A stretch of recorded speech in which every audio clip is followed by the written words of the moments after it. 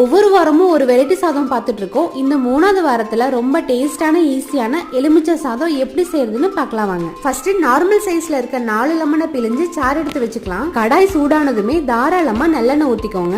எண்ணெய் சூடானதுமே 1 ஸ்பூன் கடுகு உளுந்தம்பருப்பு, 1/4 டீஸ்பூன் ஜீரகம், 2 ஸ்பூன் கடலைப்பருப்பு சேர்த்து கிளறி விட்டுக்கோங்க. இது கூடவே 5 குண்டு மிளகாய், 2 கொத்து கருவேப்பிலை, 4 பச்சை மிளகாய், 1 ஸ்பூன் இஞ்சி பூண்டு விழுது சேர்த்து வதக்கி விட்டுக்கோங்க. இஞ்சி பூண்டோட பச்சை வாசம் போனதுமே எலுமிச்சை சாறு சேர்த்துட்டு 1/4 டீஸ்பூன் மஞ்சள் தூள், 1/4 டீஸ்பூன் பெருங்காய் தூள் சேர்த்து வதக்கி விட்டுக்கோங்க. சாதத்துல உப்பு பார்த்துட்டு வேணும்னா இதுல கொஞ்சம் சேர்த்துக்கோங்க. அடுப்பை லோ ஃப்ளேம்லயே வச்சுட்டு கையெடுக்காம கிளறி விட்டுட்டே இருங்க.